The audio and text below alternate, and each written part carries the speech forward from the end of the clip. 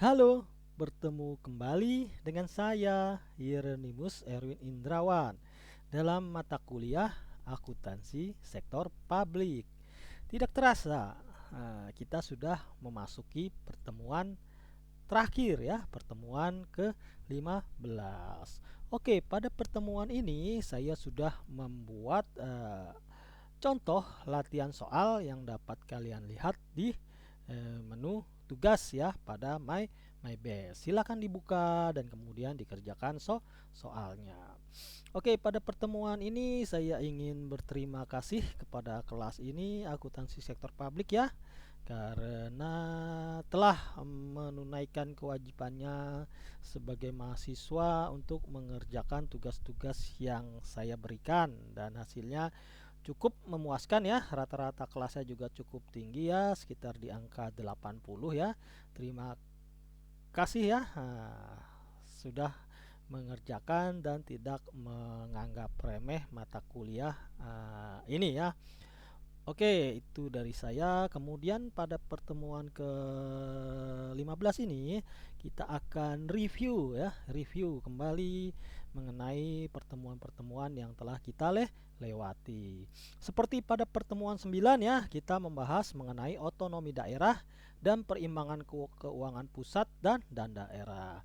Oke, di masa reformasi ya, reformasi daerah diberikan otonomi daerah di mana dengan diawali pilkada secara langsung yang sebelumnya dipilih oleh presiden pemerintah pusat ya, ditugaskan untuk memimpin suatu daerah.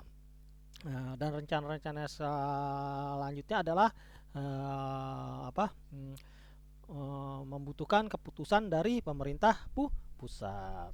Oke, semenjak dilaksanakan pilkada secara langsung, maka pemimpin daerah dipilih oleh masyarakat di daerah tersebut ya, sehingga mempunyai kewenangan secara mutlak yang dipercayai oleh masyarakat daerah tersebut, sehingga timbullah otonomi daerah. Namun demikian, karena masih merupakan bagian dari negara kesatuan Republik Indonesia, maka diperlukan perimbangan keuangan pusat dan daerah supaya tidak terjadi ketimpangan ya. Karena seperti kita ketahui ya, kondisi setiap daerah itu berbeda. Ada daerah yang memiliki banyak sumber daya alam ya yang bisa dimanfaatkan sebesar-besarnya. Ada daerah yang tidak memiliki sama sekali.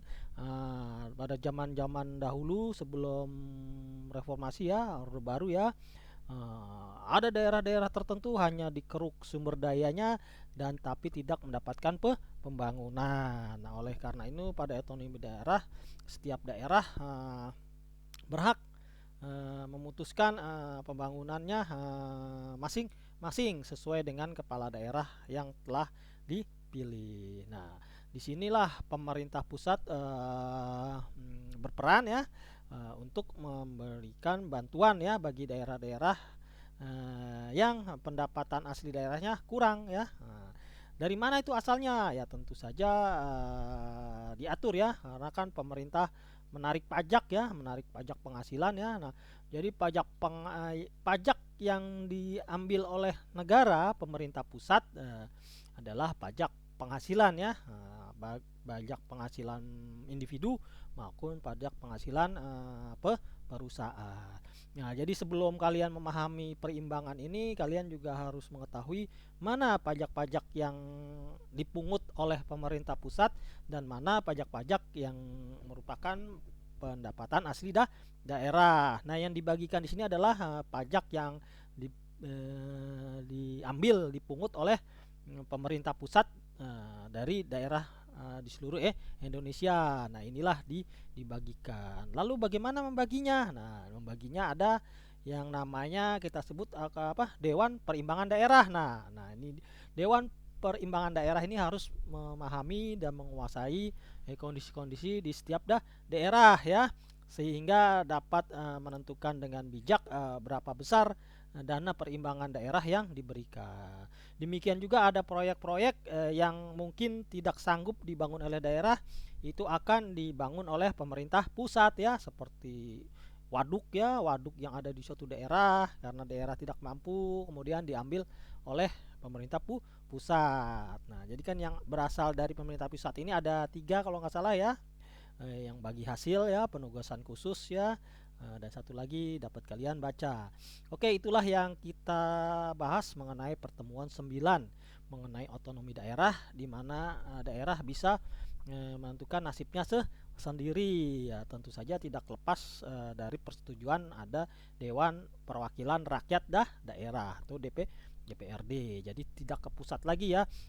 Maka kita sering lihat, kita sering baca di media-media muncul apa, raja-raja baru di daerah. Kita lihat seorang bupati bisa naik mobil mahal ya, bukan mahal lagi ya. Jadi muncul raja-raja kecil ya, karena mereka daerah-daerah ada pendapatan yang dipungut oleh daerah yang besarnya itu juga cukup signifikan ya. Apabila tidak dikelola dengan baik ya seperti itu, muncul raja-raja ya, karena pemerintah pusat juga sudah tidak bisa uh, mengganggu gugat ya. Yang bisa dilakukan, ancaman yang bisa dilakukan pemerintah pusat hanya menahan dana-dana perimbangan keuangan ya, mengancamnya kekuasaan yang dimilikinya hanya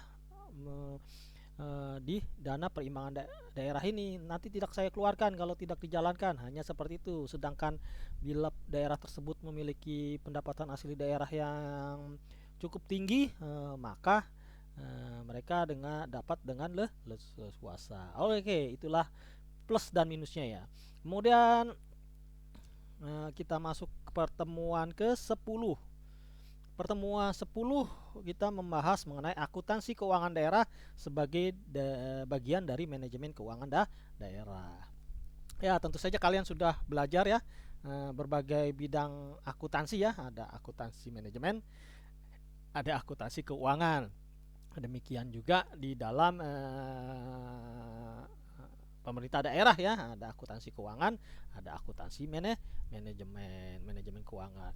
Jadi kalau akuntansi berarti apa? Akuntansi kan bagian yang mencatat ya, mencatat sesuai dengan standar-standar SOP yang telah ditetapkan sehingga dapat menerbitkan outputnya, inputnya adalah transaksi, outputnya adalah laporan keuangan. Sementara manajemen keuangan adalah yang mengelola keuangan tersebut ya. Setelah dikelola, diserahkan ke akuntansi untuk dicatat dan dilaporkan sehingga tercatat, dilaporkan dan bisa diaudit apakah keuangan daerah tersebut telah diatur dengan sesuai ketentuan yang telah disepakati ya. Di akuntansi itu pencatatannya sampai dengan pelaporannya, sementara manajemen keuangan daerah adalah mengaturnya, pengeluaran dan pendapatan ya. Kemudian pada pertemuan 11 kita mengkhususkan pada keakuntansi keuangan daerah ya. Di sini juga sama ya, siklus akuntansi berlaku sama terhadap keuangan daerah maupun perusahaan. Dimulai dengan tahap apa? Transaksi ya. Transaksi itu kita apakan? Kita identifikasi, kita ukur ya. Jadi sama dengan dasar akuntansi yang telah kita pelajari ya, diidentifikasi ya. Di dalam identifikasi harus ada nominalnya ya. Transaksi tidak boleh barter, harus ada nilai, walaupun barter harus ada nilai rupiahnya yang bisa dicatat sebagai alat ukur ya keuangan, adalah nilai mata uangnya. Setelah diidentifikasi maka kemudian dicatat, setelah dicatat kemudian digolongkan ya kan, setelah digolongkan kemudian digolongkan itu apa, membuat buku besar. Setelah menjadi buku besar menjadi neraca saldo, setelah menjadi neraca saldo dilakukan penyesuaian. Setelah dilakukan penyesuaian maka neraca yang telah disesuaikan. Kemudian ada perhitungan laba rugi ya. Nah, pada pemerintah ini nggak ada laba ruginya ya, karena bukan perusahaan ya. Akan menghasilkan laporan keuangan ya yang berupa neraca, laba rugi dan perubahan modal. Alurnya sama, siklusnya sama, Lalu yang membedakan apa, Pak? Ya, di sini yang membedakan adalah penggolongannya ya. Mungkin pengakuan suatu transaksi pada pemerintah daerah itu mungkin berbeda dengan pada perusahaan ya. Pengakuan transaksi tersebut, kemudian penggolongan akunnya pasti berbeda ya. Nama-nama akunnya ya, seperti pada keuangan daerah apa, pendapatan dibagi tiga kan, ada pendapatan asli daerah ya, terus dana dari pusat kan ya, ada tiga ya, nanti kalian baca. Kemudian juga pengeluarannya ya dibagi. Nah itulah ada perbedaannya adalah di nama akun dan penggolongan serta pengakuan transaksi. Kemudian pada pertemuan 12 kita, nah ini kan akuntansi rekening-rekening. Nah perbedaannya adalah di nama akun atau nama rekeningnya, antara APBD pengelolaan daerah dan perusahaan. Kemudian pada pertemuan 13 ada BUMD ya. Pemerintah karena ada berhak mengelola perusahaan daerah. Tentu saja perusahaan daerah tersebut harus ya menguasai hajat hidup orang banyak ya. Seperti kalau di Jakarta ya ada perusahaan transportasi daerah ya, kemudian perusahaan air minum daerah ya, kemudian pasar ya itu menghadap menguasai hajat hidup orang banyak. Nah, yang menguasai hajat hidup orang banyak tentu saja sahamnya harus lebih besar dimiliki oleh pemerintah daerah ya. Kemudian juga pemerintah daerah berhak menginvestasikan dana lebihnya ke perusahaan-perusahaan lain yang bersifat profit ya, tapi hanya sebatas memberi saham ya, berinvestasi. Nah, di sinilah kenapa BUMD banyak yang merugi ya, walaupun menguntungkan tapi tetap saja laporannya merugikan. Nah, itulah mungkin yang kemudian pada suatu masa dulu ya banyak BUMN ya dijual karena dikelola sendiri pun uangnya nggak jelas kemana ya. Seperti kalau kita ingin membandingkan, coba Pertamina kita bandingkan dengan Petronas ya. Coba yang dimiliki oleh Petronas apa? Dia menjadi sponsor balap mobil, balap motor ya. Kemudian punya gedung kembar tertinggi ya Petronas. Nah, coba bandingkan dengan kita Pertamina, sama-sama mengurusi minyak ya. Nah, kita bandingkan juga minyak yang ada di Indonesia dan Malaysia ya. Nah, ini juga merupakan analisa ya, bila suatu perusahaan berbentuk BUMD di perusahaan dikelola oleh negara dan daerah, maka efektivitas dan efisiensinya akan berkurang karena ya itu tadi, laba ruginya tidak merupakan concern ya. Concernnya adalah di pelayanan, sehingga banyak pejabat-pejabatnya digaji begitu tinggi, biaya lebih banyak, kita lihat karyawannya makmur-makmur, sementara keuntungannya tidak sebanding dengan kita yang bekerja di swasta. Oke, itulah lebih dan kurangnya lagi-lagi ya, tergantung manusianya dan bagaimana kita membuat Indonesia menjadi lebih baik. Kemudian pada pertemuan 14 kita membicarakan mengenai akuntansi keuangan nirlaba. Oke, bila pertemuan sebelumnya kita selalu membahas mengenai APBD, pemerintah daerah ya, negara. Nah, sekarang ini adalah yayasan-yayasan yang bekerja di non profit ya. Yayasan-yayasan ini banyak ya, misalnya yayasan panti jompo, yayasan sosial ya. Kegiatannya bertujuan melakukan kegiatan sosial. Nah, tentu saja kegiatan-kegiatan tersebut perlu pembiayaan kan. Nah, dari mana yayasan tersebut mendapat dananya? Ya, sebagian besar diperoleh melalui sumbangan ya kan, hibah, sumbangan, bantuan negara dan lain sebagainya. Nah, supaya yayasan itu tersebut mandiri, maka yayasan diberi kesempatan untuk melakukan usaha ya.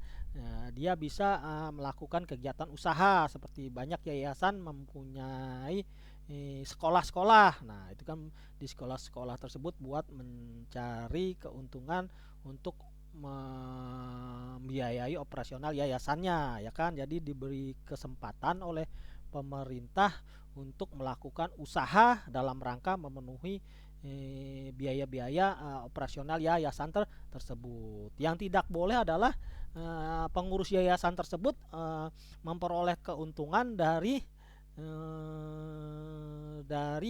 badan-badan usaha yang dikelolanya ya. Jadi kalau perusahaan bisnis kan, pemilik perusahaannya untung, maka pemiliknya makin kaya. Nah, dalam yayasan, bisnis yang dikelola yayasan itu tidak boleh. Keuntungan yang diperoleh unit bisnis yang dijalankan oleh yayasan harus masuk ke keuangan yayasan. Sementara eh, pekerjanya, pengelolanya akan memperoleh penghasilan ya berupa gaji ya, ada bisa dilihat dalam laporan keuangan ya yayasan, berapa gaji pegawainya, pengurusnya, pengelolanya, tapi tidak berhak memperoleh apa ya, dividen ya mungkin kalau dalam perusahaan ya, bagi hasil dari keuntungan yang diperoleh.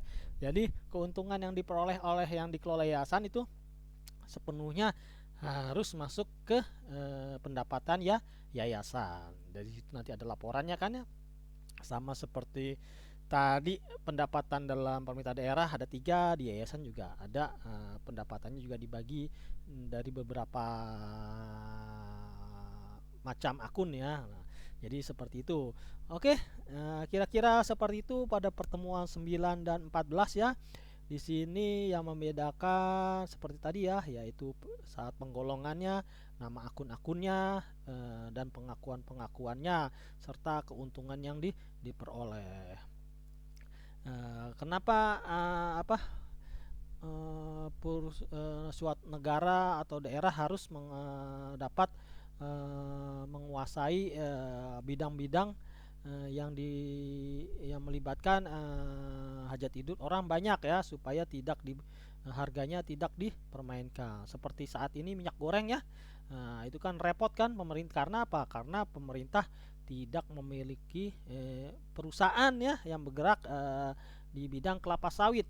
Kalaupun dikit, jumlahnya hanya sedikit, masih kalah dengan swasta. Nah, mungkin ada baiknya nanti semua perkebunan kelapa sawit dikuasai oleh negara. Jadi tidak ada monopoli, tidak ada apa tuh katanya ya, kartel, apa, mafia ya, mafia minyak goreng. Oke, itulah mata kuliah akuntansi sektor publik ya. Kita memasuki pertemuan terakhir, pertemuan 15 ya. Terima kasih pada kalian yang telah menjalankan tugasnya dengan sebaik-baiknya ya. Jangan lupa silakan kalian isi kolom komentar ya pada video terakhir saya ini. Silakan tuliskan ya pendapat kalian, silakan. Yang mungkin akan boleh kritik ya, kritik juga sangat saya harapkan, supaya saya juga dapat memperbaiki diri dalam mengajar ya. Jadi sama-sama kita, kalau kita kuliah jatuhnya adalah diskusi ya, diskusi. Jadi kita mungkin kalian apalagi kita sudah cukup dewasa ya, mungkin ada yang bekerja sebagai pegawai negeri sipil. Nah, itu kita dapat berbagi ya, dapat berdiskusi. Oke, jangan lupa isi komentarnya. Boleh juga kalau kalian mau subscribe ya, siapa tahu saya bisa memperoleh penghasilan ya dari YouTube. Oke, sekian dari saya, lebih kurangnya saya mohon maaf. Kita bertemu di lain kesempatan, di lain mata kuliah ya. Kalau kalian kebetulan saya hanya mengajar di sekitar Margonda. Terima kasih.